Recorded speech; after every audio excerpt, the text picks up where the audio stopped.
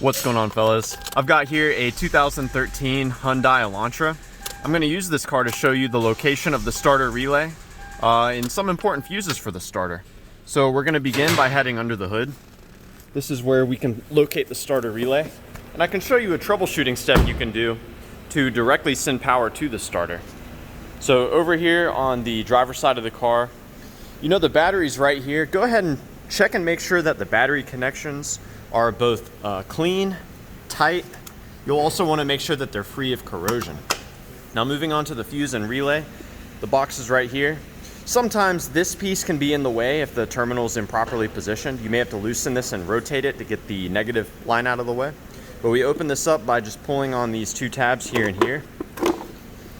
And you can read all about the fuses on the back. And note, there is a fuse puller here that you may find handy for some of the other fuses. Now the starter relay is this relay right here, and the fuse that provides power for the starter relay is this 40 amp J-case fuse right here. Now you should be able to look in through the top of this fuse and check and see if it's good or not. If you do need to remove it, you just squeeze it and you wiggle from side to side while you pull straight up. So this is what's called a J-case fuse. And it's not uncommon for the top of this to break off, so not really a big deal.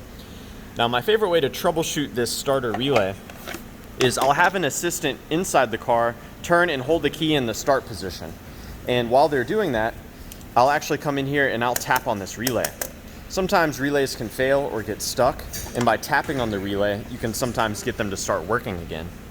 Further troubleshooting beyond that, what we can do is we can remove this relay. So you just wiggle it side to side while you pull out.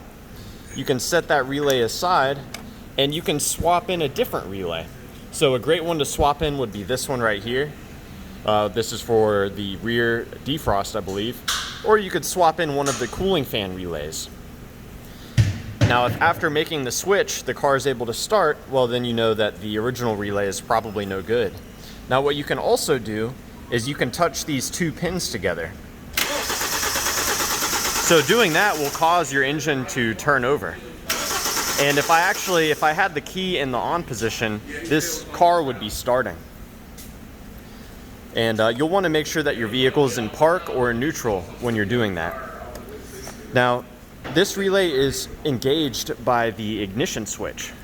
And if you're curious about whether or not your ignition switch is working, there's a fuse inside the car for you to check out. So let's move in here.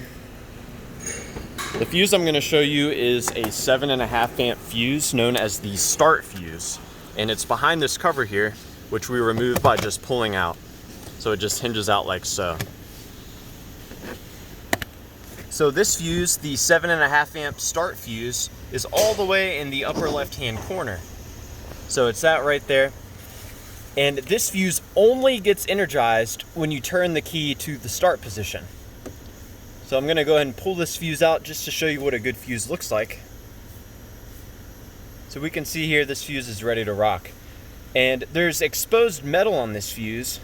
And what's cool about that is you can use a voltmeter or a test light to see if the exposed metal on that fuse is receiving power when you turn the key to the start position. If you don't see power present at that fuse when the key is turned to the start position, then it's very likely that your ignition switch has failed. So yeah, I hope that this information has been helpful for you and is a good starting point in troubleshooting the starter on your Hyundai Elantra. If you have any questions, I'd like to hear them down below, and also chime in if you have any advice. Thanks for watching.